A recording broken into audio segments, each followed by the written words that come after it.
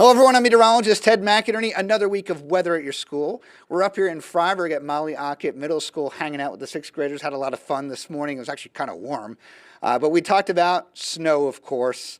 We talked about nor'easters, blizzards, and how to measure snow. You guys might even get a little snow here this week. Are you excited for that? Yeah! All right, well, no snow tonight, but we do have tonight's forecast. We have a special junior meteorologist that does their daily weather here in the classroom. Georgia, what's tonight's weather?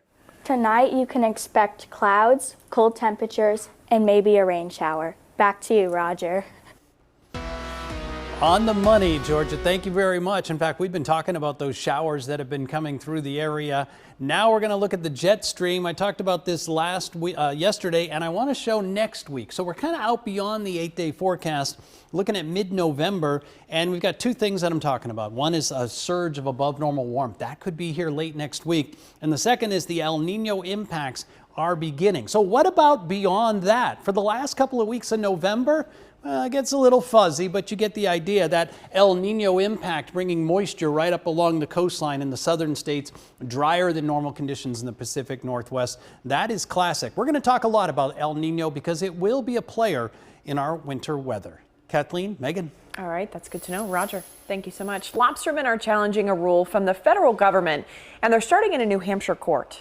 New regulations mean a single company can put out fewer traps. Federal officials say it's a matter of conservation, but the president of the Massachusetts Lobstermen's Association argues the rules won't change how many traps are actually in the water, just reallocate who can put them out. The Department of Commerce declined to comment. Cash for used toys. You may not want this stuff anymore, but people do, and they'll pay good money. Rawson Reports is going to show you how to do it.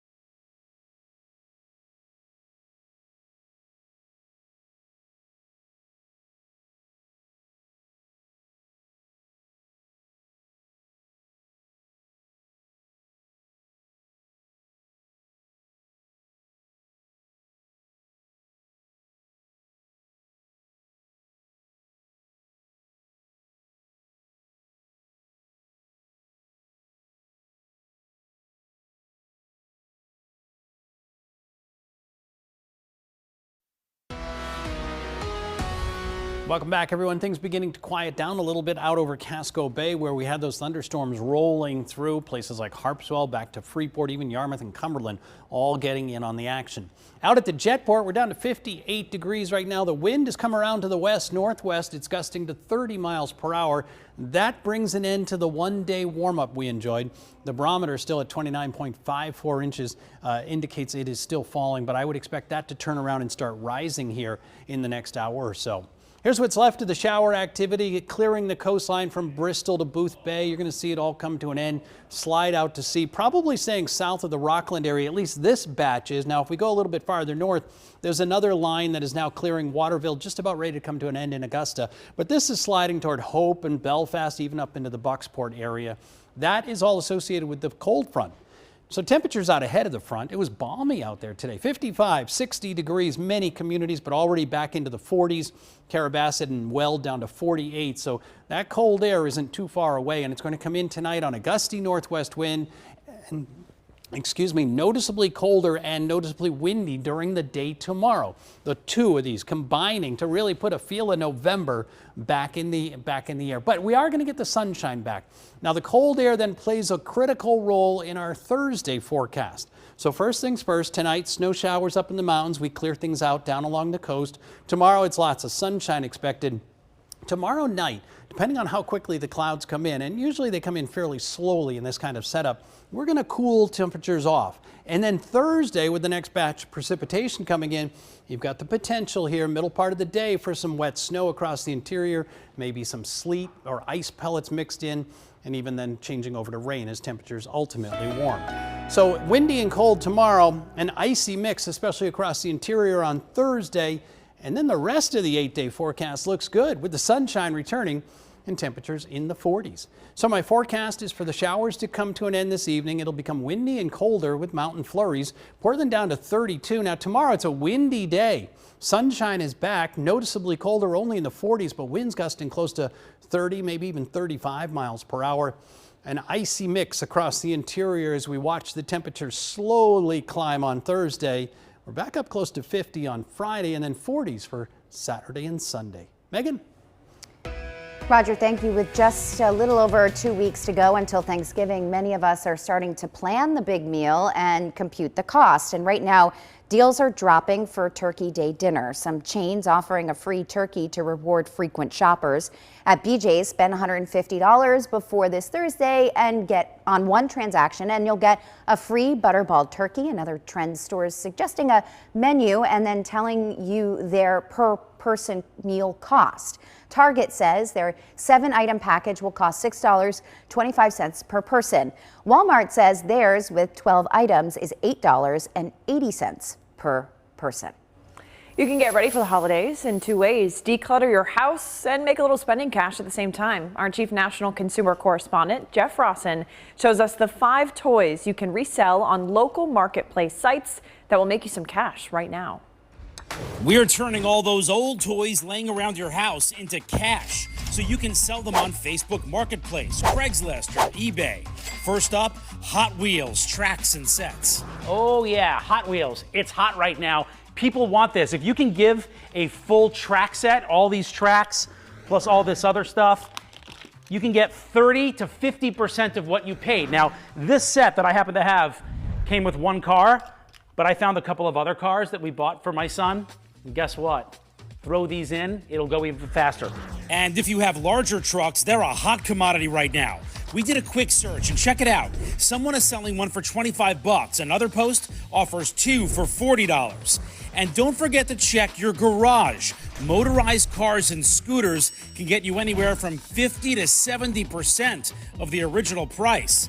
And now to the next toy on our list. All right, let's talk about wooden puzzles and play sets like this. This is a popular one, you know, the ones from Melissa and Doug. You can get anywhere from 60 to 90% of what you originally paid for this stuff if it's in good condition. And here's a little trick.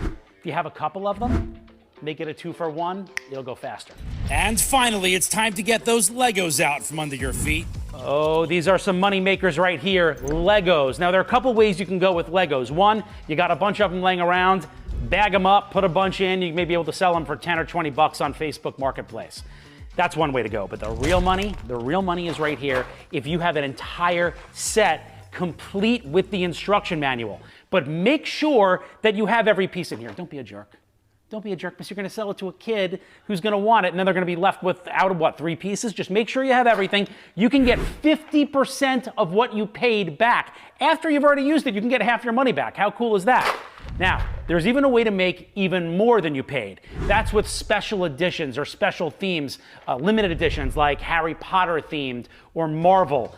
For that, you can, like I said, make over 100% of what you originally paid because they increase in value. Okay, so how do you make the most money? Give them a good wash and take pictures of the toys on a plain background with the original packaging if you still have it. Use keywords like the brand and character names in the description. Now, if you're selling larger toys and don't really want to pay for shipping, focus on selling it locally on Facebook Marketplace or on a Facebook community page. But if you're hoping to get more money, why wouldn't you? Sites like eBay will be better. You can reach a larger audience and make a little more. We're posting more tips about selling and buying used toys on my website, RossumReports.com. Hope it helps. Back to you. Trending today, Nike has a new shoe designed to help toddlers learn to walk. The company says the Nike Swoosh 1 helps to promote natural gait development, which is really important for early walkers. It's the first Nike kids shoe to get the seal of acceptance from the American Pediatric Medical Association. The shoe comes in sizes 3C through 7C. The York Police Department is introducing its latest addition to the force. Can I say that this addition is pretty cute? Majorly cute. Major is a comfort dog, providing first responders important peer support and offering trauma relief for victims. He was born in September, and the department says he still has a lot of training ahead of him. You can welcome Major to the city of York by following him on Instagram at Major the Comfort Dog. You can also go to my page because I put him on my stories. He's so cute. I thought it was a possibility, but never in a million years. There are a few things stronger than the bond between a mother and a daughter. For one family in North Dakota, a big surprise has made their bond even stronger. Their story when we come back.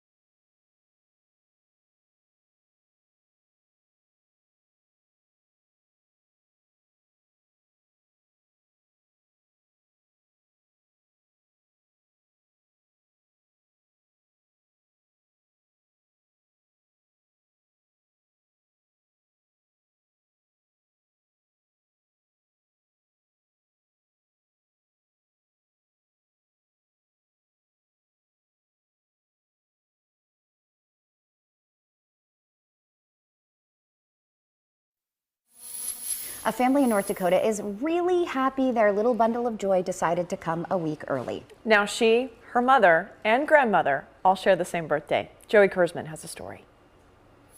She's perfect. Tegan Jean Weber is full of surprises. She was 7 pounds, 3 ounces when she was born. Surprise number one, her mom was pretty confident Tegan was a boy. I was so sure she was a boy. We were positive. Surprise number two, Miss Tegan decided to make her grand entrance on a pretty special day. She shares a birthday with me and my mom. Tegan was born on October 23rd, just like her mom and her mom's mom. I was very surprised, yes, blessed, very blessed. I thought it was a possibility, but never in a million years. I thought that would be really cool if she would be born on my birthday and my daughter Valerie's birthday, and God blessed us. Wanda and Valerie have always celebrated their birthday together.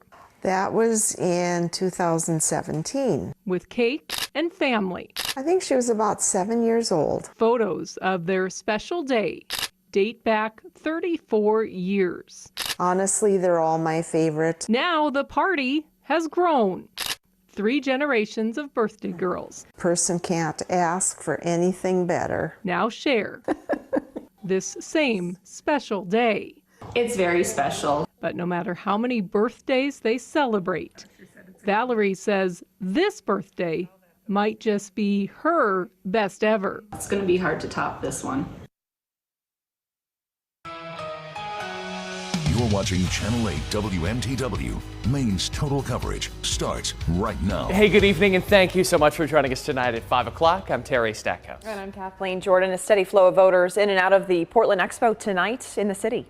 Voters there are deciding who they would like to see as the next mayor of Portland. They're also voting on 8 statewide referendum questions. The biggest one, the one getting most attention, question 3, the proposal to take over Maine's 2 electric utilities and create a consumer-owned company called Pine Tree Power. Nora Hogan is joining us live now from Saco tonight, covering support for this ambitious plan. And Nora, a lot of people are watching this issue very closely, aren't they?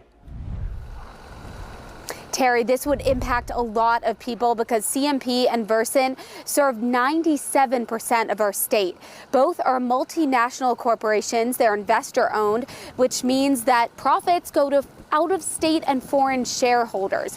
The group R Power wants to replace both companies with a locally run, consumer-owned company, which would be, they say, less expensive for consumers because it would lower the costs by removing the incentive to make a profit for shareholders. Maine already has some smaller scale consumer-owned utility companies like Kennebunk Light and Power, and according to supporters of Question 3, CMP and Versant charge 49% more than local consumer-owned utility options. They argue that Mainers would save an average of $375 a year from day one.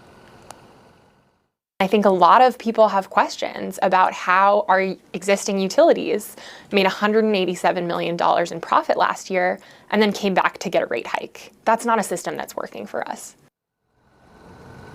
Both CMP and Versant have received very low ratings during recent customer satisfaction surveys, with customers citing rising costs and long power outages during storms. But of course, opponents say that Pine Tree Power isn't the solution to those issues. You're going to hear about that from Phil Hirschkorn in just a few moments. But for now, I'm Nora Hogan, live in Saco for Maine's Total Coverage. Nora, thank you. And as you mentioned, the campaign against Question 3, they have outspent Our Power significantly in this race. $37 million spent, much of it on TV ads that you've probably seen, arguing that a consumer-owned utility would be too risky, too expensive. Phil Hirschkorn is joining us live as well. He's in Portland covering that side of the ballot question. Phil. That's right, Terry. The multinationals spending big money. The parent companies of CMP and Versant don't want things to change, and they've been bankrolling those campaigns to vote no, and they're led by the Maine Affordable Energy Coalition, which has been confident heading into today. Now, here at the Expo and around the city, we've seen steady turnout. We also saw a lot of people rushing to City Hall this afternoon with their absentee ballots. If you still have yours, you have until 8 o'clock to return it. Now, the No on Question 3 campaign telling voters the cost of a forced buyout of CMP and Versant would be $13.5 billion in borrowed money plus interest, arguing that a nonprofit utility can't guarantee lower rates or more reliable electricity service, and those messages have been resonating with some voters. Because I know that the governor isn't for it, and I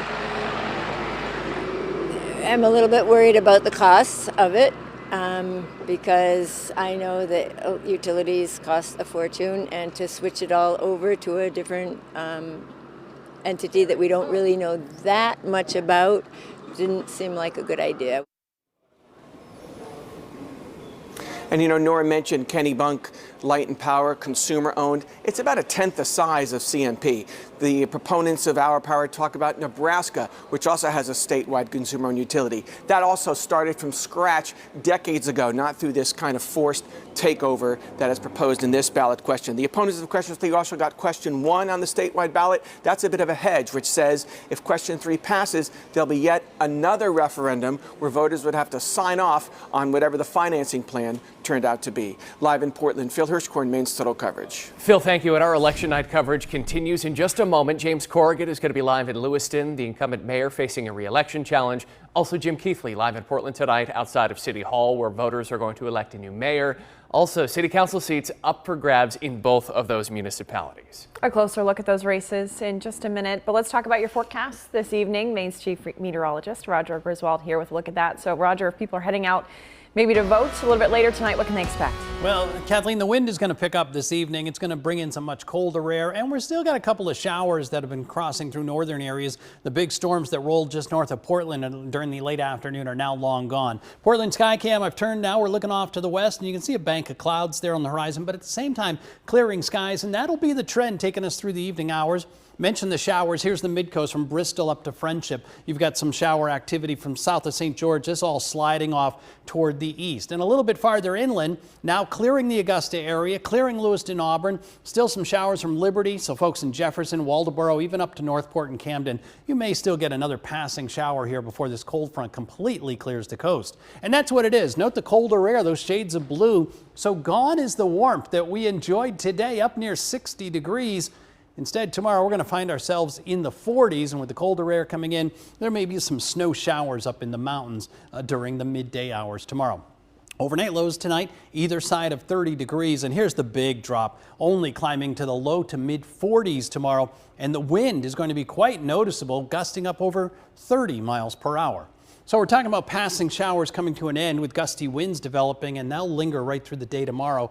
And then on Thursday, with the cold air in place, our next system arrives, and that may bring a wintry mix of snow and maybe sleet before it changes over to rain. So we'll talk more about that. Look at the 8-day forecast. That's coming up here in just a couple of minutes. Quick check of traffic out there in and around the greater Portland area.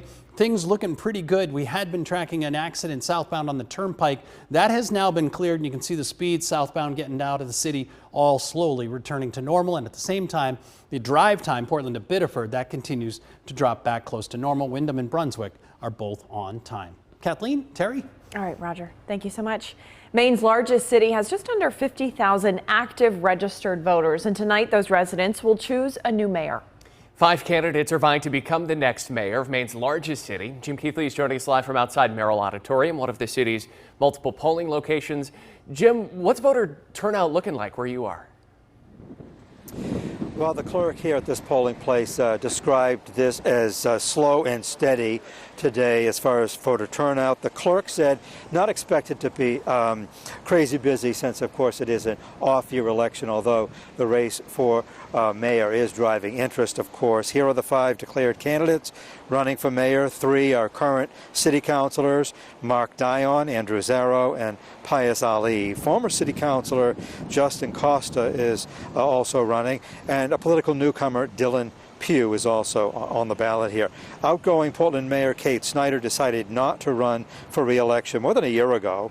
Now, Portland municipal elections use ranked choice voting. The real downer here, the winner may not be known till tomorrow. That's because if no one candidate gets 50% plus one vote, there will have to be a runoff, and that won't happen until tomorrow morning.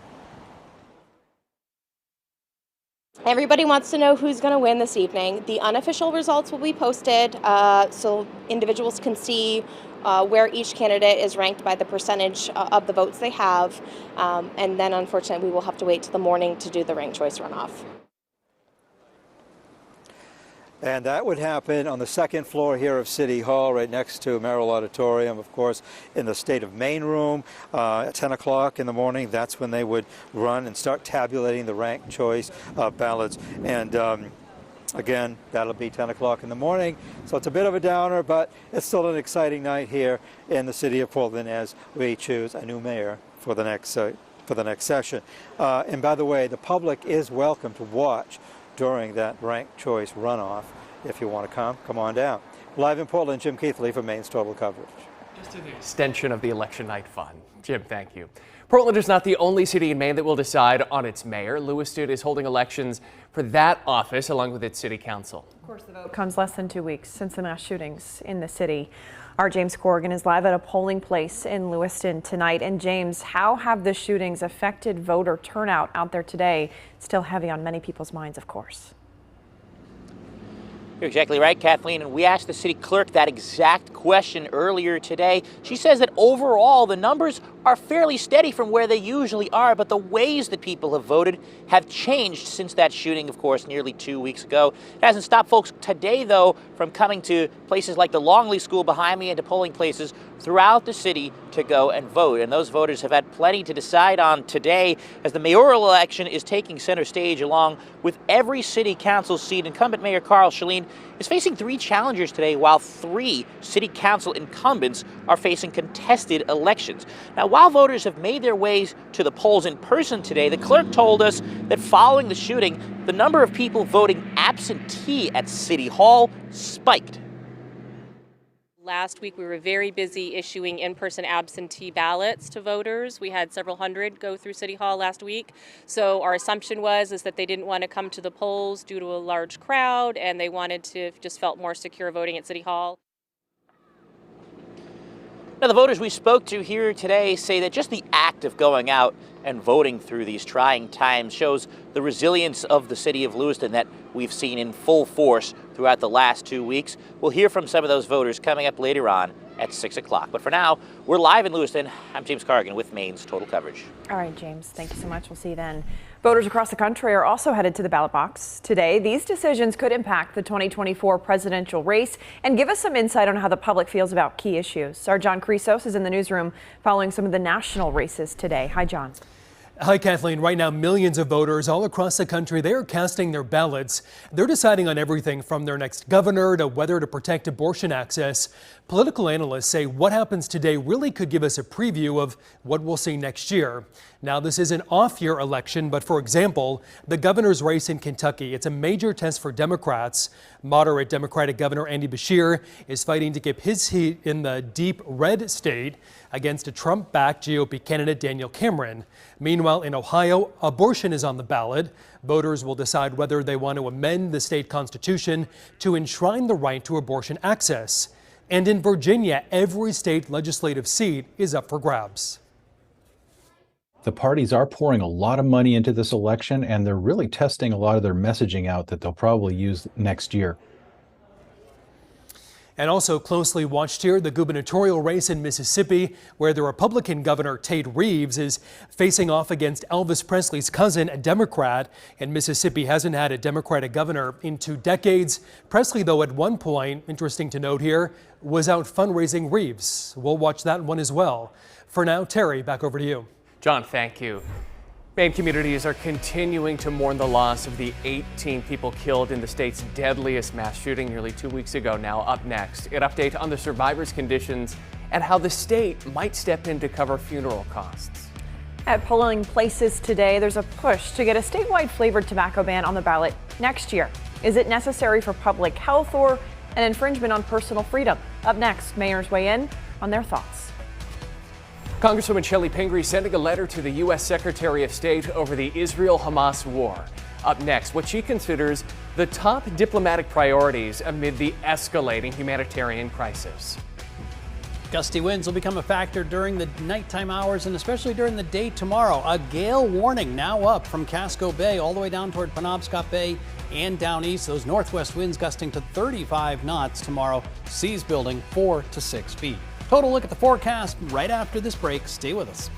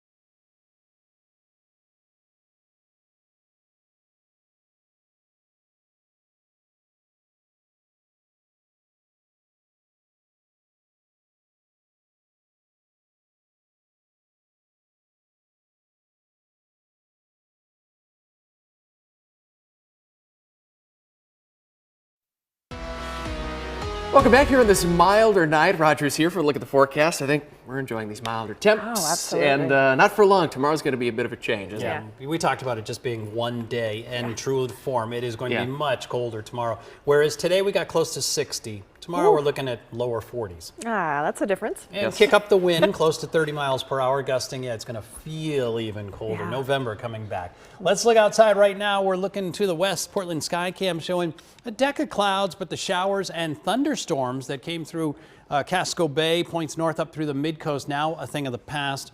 59 degrees. The wind out of the west at 25 miles per hour. The dew point's at 44. That wind is going to continue to gust tonight and through the day tomorrow. So, autumn is typically a windy time of the year. We haven't had a whole lot of wind.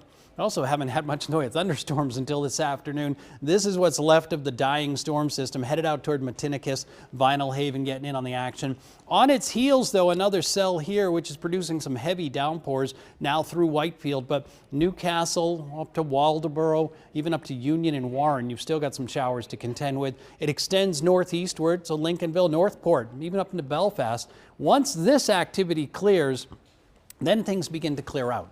And that will allow the colder air to come in. You can already see the colder temperatures from Errol over to Carrabassett, where readings right now are back down in the 40s. So this is the cold front sliding through. Next couple of days, we're just dealing with the colder air. High pressure then nudges in tomorrow night briefly, and the timing here becomes oh so critical. Now tonight, no issues at all. We got some snow flurries up in the mountains. We'll clear things out. It's blustery, and during the day tomorrow, no issues at all. Sunshine, colder, and that wind noticeable. Then we get into Thursday, and eventually the clouds come in Thursday morning, but we've got cold air in place. So now we're talking about some wet snow up in the mountains. There may be some sleet mixing in. Fortunately, this does not look to be a big storm, but it doesn't take much, especially first go around for many folks, to deal with that light icy mix. We'll see all of that gone late in the day on Thursday. So that would be our next impact weather day. And look at the temperatures, 28, only getting up to about 38 degrees during the afternoon. Some sun on Friday. Right now, the weekend looks good, dry, but chilly with temperatures only in the 40s. We should still be up close to 50 for afternoon highs. Showers continue to come to an end. Windy and colder tonight with some flurries in the mountains. Tomorrow, it's mostly sunny day. There'll be a gusty wind, at times up over 30 miles per hour. We'll only see a high of about 45 in Portland. That icy mix, especially across inland areas on Thursday. Friday, some sun, dry here for the weekend. In fact, several dry days taking us right into the middle part of next week. Terry, Kathleen? Roger, thank you. Tonight, we're learning how the state is planning to make sure that none of the families of the Lewiston shooting victims will have to pay for their funerals. Governor Mills' office confirming that they expect to pay for these funerals through the Victims' Compensation Fund, also the governor's contingent fund. One victim, Stephen M. Vizela, was laid to rest this past Saturday in Norway. His death also weighing on people in Massachusetts in the North Shore area. He attended school there before working with the U.S. Postal Service in Boston for 24 years. He moved to Lewiston in 2022. His family and friends remember him for his warm presence and good humor. He's survived by his wife and 2 children. 3 patients from the Lewiston shootings are still being cared for at Central Maine Medical Center, but the hospital says they could be released soon. Officials say that all 3 of those patients are in stable condition. The final person in critical condition was upgraded over the weekend. More than a dozen patients were taken to CMMC after those shootings on October 25th. Back to election coverage here this evening. Petitioners in favor of a statewide ban on flavored tobacco products are collecting signatures at polls today. Maybe you saw this while you were voting. Our Talia Clark spoke to opponents and supporters of this sort of ban. Today we're collecting signatures to demonstrate to lawmakers the widespread support we have all over the state of Maine for ending the sale of flavored tobacco products. Madeline Defaussé with Flavors Hook Kids Maine says the coalition would like to see an end to the sale of flavored tobacco products in Maine. It was the right thing for Maine kids. There are already flavored tobacco sale bans in several cities and towns across Maine, including Brunswick. That's where I met Shane Rachter sipping a coffee and smoking a cigarette at a 7-Eleven. He says he does not agree with a statewide ban. It's not right. I mean, it's your choice. He says this ban is bad for Maine businesses that lose those profits. It sucks because you got to drive all the way out of town to get it. I can say that there are plenty of businesses, convenience stores and others that do not sell flavored tobacco products in the state of Maine already by choice. Defaussé argues that flavored tobacco is harmful to Maine kids. The tobacco industry specifically targets youth with these products, and they're, really successful at hooking kids. Kids are going to do what they're going to do. Parents got to control them, and you're hurting the rest of us who are responsible. Last legislative session, a bill to ban flavored tobacco was passed by the state Senate, then tabled. Petitioners are trying to collect 4,000 signatures at the polls today to convince the Maine House to take up the bill next legislative session in 2024. Reporting for Maine's Total Coverage, I'm Talia Clark. This debate comes after dozens of health organizations took out a full-page ad in the Washington Post supporting a federal ban on menthol in cigarettes and all flavored cigars. The ad read, quote, "The answer is clear. Saving lives starts by ending the sale of menthol cigarettes and all flavored cigars." Congresswoman Shelley Pingree signing on to a letter sent to U.S. Secretary of State Antony Blinken, urging him to push harder for a humanitarian pause in Gaza. Blinken is in Japan tonight, but the Israel-Hamas conflict is expected to be a major topic of discussion with other top diplomats. The letter, signed by 56 members of Congress, outlines what the lawmakers consider their priorities are for protecting innocent lives. That first being the humanitarian pause so water, fuel, and medical supplies can get into Gaza. The lawmakers are also pressing Blinken to ensure that Israel's military operations fall under international law and to minimize civilian harm. They also noted a, quote, disturbing rise in Israeli settler attacks in the West Bank. Today marks 1 month since the Hamas attack on October 7th, and there are still some 200 hostages being held by the militant group. More than 10,000 people have been killed in Gaza by airstrikes, nearly 2/3 of them women and children. That is according to the Palestinian Ministry of Health. Last night, during an exclusive interview with Prime Minister Benjamin Netanyahu, ABC's David Muir asked the leader if he was considering a more targeted approach in terms of attacking Hamas to try to minimize civilian deaths. The answer is yes. First of all, I wouldn't take those numbers at face value. I think we have to check them, and there are quite a few, several thousand Palestinian combatants there. That is Hamas terrorists that are incorporated in those numbers. It's a very tough enemy, but we can't let them have immunity. If we let them have immunity, David, then barbarians win. During that same interview, Netanyahu hinted at his future plans for Gaza, saying that Israel will have to, quote, will have, quote, the overall security responsibility in Gaza for an indefinite period after the war ends. Meantime, the ongoing turmoil is making Jewish people and Muslims here in the U.S. feel less safe. The U.S. has seen a spike in anti-Semitic and anti-Muslim incidents. A recent poll by the Jewish Federations of North America found Jews were twice as likely as non-Jewish people to say that they've been worried about their safety in the past month. It's why more Jewish people are buying guns right now, they say, to protect themselves. These Jewish women in Southern California call a 4-hour training course their last resort in self-defense. The reality is, people don't seem to want us around, and it's hard. And do you feel that now more than ever? Now more than ever. It's suffocating, actually. 2 months ago, I never would have really thought about owning a gun. California has some of the toughest gun laws in the country, and some of the women say they simply do not feel comfortable around guns. But after a couple of hours at that range, it made them feel more confident. The newest member of the York Police Department has a tiny badge. You see it there around his collar. It is accepting pets and treats. After the break, our first introduction to Major, the comfort dog.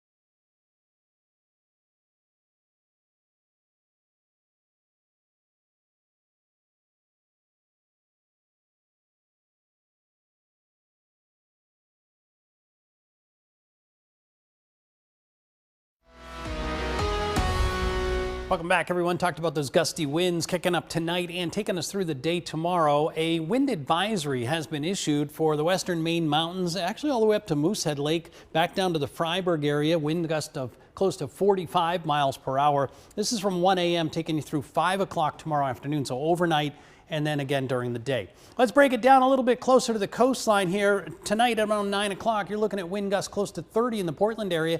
In fact, we're not too far from that right now. That'll continue. Here's 11 o'clock tomorrow morning. It's more of a north-northwest wind, but still we're looking at these gusts up between 30 and 35 miles per hour. Finally, by this time into the evening hours tomorrow, things will begin to settle down. As far as the timing, the other one we need to watch for, it's not going to be a nor'easter, but we're talking about the snow associated with it. Thursday at noontime, there could be a little bit of sleet mixing in. Again, I need to change the title. It won't be a nor'easter, but I do expect a wintry mix here on Thursday. We'll talk more about that coming up in our next half hour. Terry, Kathleen? All right, see you then. Roger, thank you so much.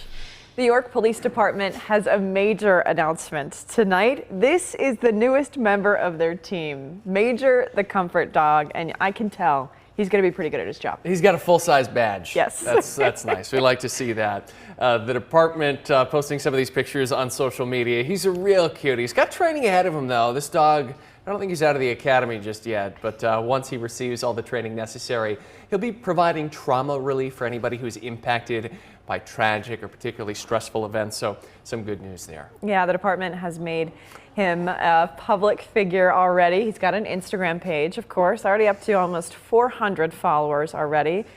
In today's world, that counts for a lot. It really does. He's sleeping on the job already. And that's training worth is hard. noting. Yeah, if you want to see more of the police pups. Day-to-day life, just search for Major the Comfort Dog on Instagram. If you own a newer car, if you're planning on buying one anytime soon, the outcome of question 4 on the ballot tonight could have a big impact on who fixes that vehicle down the line. Still to come, what polling is already telling us about support for right to repair. A major Second Amendment case at the Supreme Court. Up next, details on the challenge to a law that prevents someone with a domestic violence restraining order from having a gun.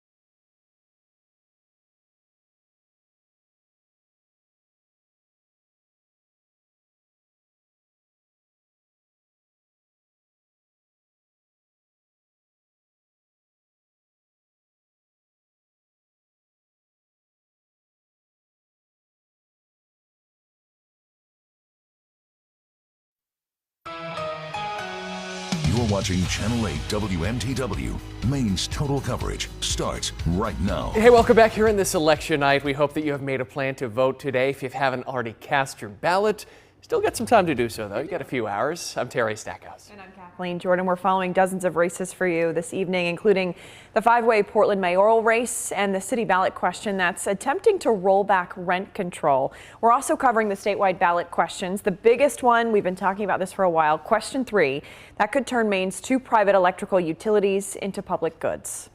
In fact, 3 of the 8 ballot questions in different ways all really boil down to one core issue: CMP's political and financial power in our state. Here's what we know here. Question 1 was initiated by CMP, asking if voters want to bar some quasi-governmental entities and all consumer-owned electric utilities from taking on more than $1 billion in debt unless they get statewide voter approval. That came in response to question 3, which asks voters to replace CMP and Versant with a new consumer-owned utility, that being Pine Tree Power, a takeover plan that critics argue is financially risky and impractical. Question 2 asks whether Mainers want to ban foreign governments and entities that they own, control, or influence from making campaign contributions. If this passes, it could restrict CMP's massive political spending. Those ballot questions have people across the country watching Maine very closely now, with under 3 hours to go before polls close. Much more on all of that. It'll be a lot to break down this hour and later on in the evening. But first, we've got Maine's Chief Meteorologist Roger Griswold here with us. Something we can all agree on. Today was beautiful.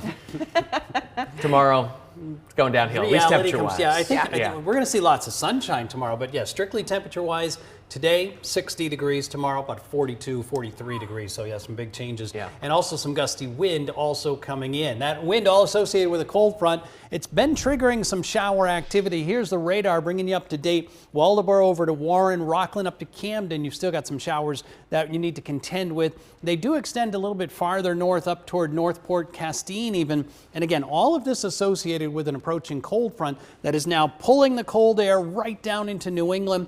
Look at the temperatures. Burlington's down to 46. Montreal and Quebec are already back in the 30s. So a strong November cold front sweeping through the area. That's what caused those showers and thunderstorms for many communities during the latter part of the afternoon. Now later on tonight, we've got some snow flurries in the mountains, but we'll clear things out closer to the coastline. That sets us up for a sun-filled day tomorrow, but it's going to be a windy day and noticeably colder. A cold air in place then sets the stage for what might happen on Thursday with another system coming our way. We've got to watch for the first outbreak of a little bit of wet snow or some sleet. Now, this does not look to be a big storm, but still we may see some in the air here on Thursday. We'll talk more about that and look at the 8-day forecast. That's coming up here in just a couple of minutes.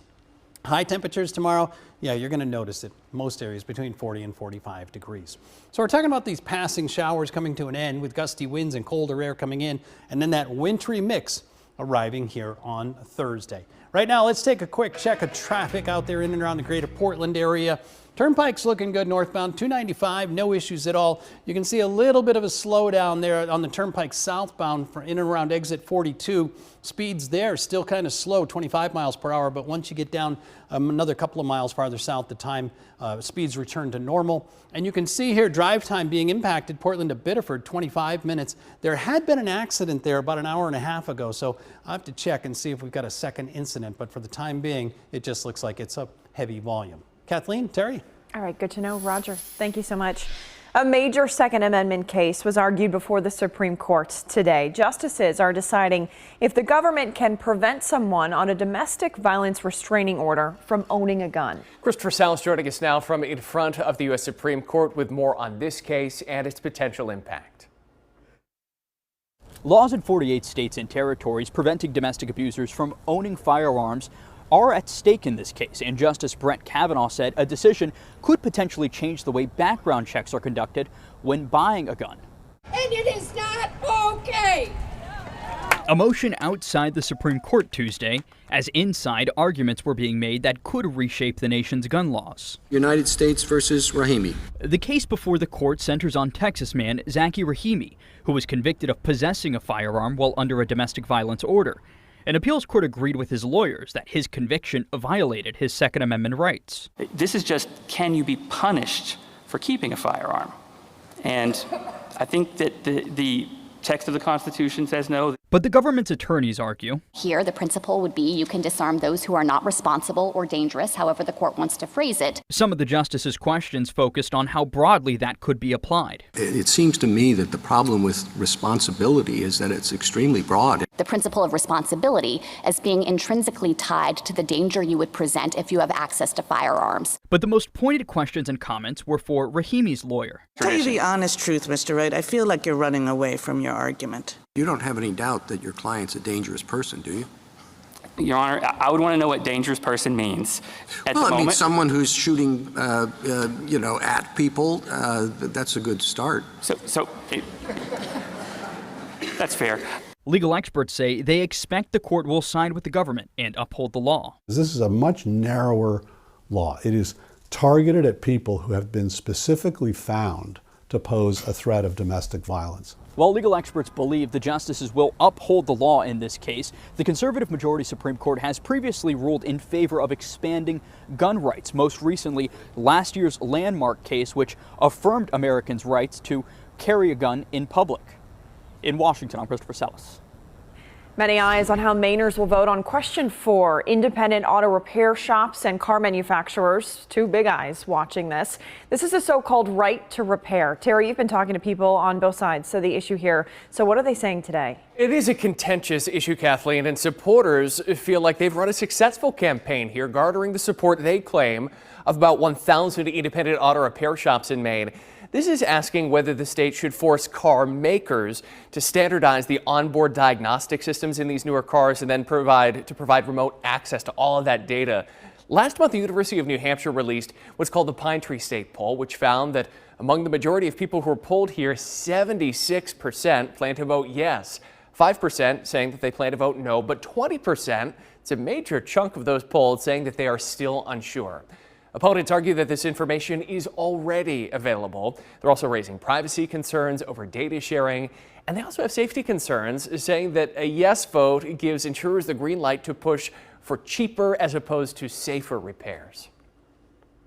To be able to put those kind of parts on brand new vehicles that haven't been tested, haven't been crash tested, and put us at risk, and more importantly, the consumer at risk. You're going to make sure that there's a level playing field between independent repair shops and dealerships to compete in the repair market. And when you have a fair repair market, you get to shop around for the best price. Now, the yes side says that independent repairers are already reporting trouble fixing the latest cars coming off the assembly lines. Passing this, they say, ensures that there's a level playing field.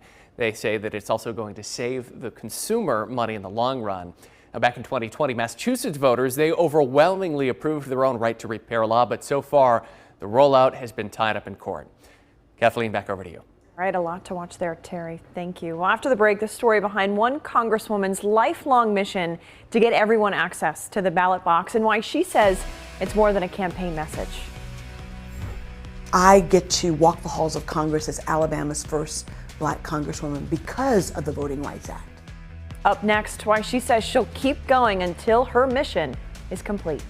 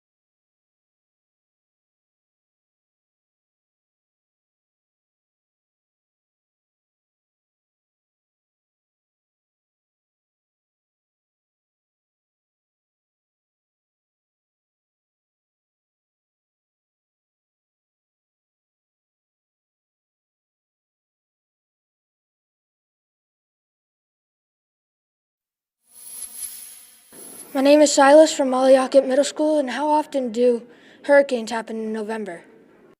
Hey, that's a great question, Silas. You know, hurricane activity does not come to an end, but it definitely wanes. There's not a whole lot of activity, but if we look back historically to all the storm systems that have happened in the month of November, the number is greater than 50, but that doesn't mean that really is all that much compared to other months like September. What I find more interesting is this is where all the storm systems begin and sort of run out into the open ocean. I say that because remember back in the summer, we're always watching for those storms that come off of Africa. So this is the summertime breeding ground. It all shifts west this time of the year. As far as New England, we've had a couple of stray storms, but even these ones that indicate some hits in New England, those were all back in the early 1900s. So nothing recently. November is really the end of that hurricane season.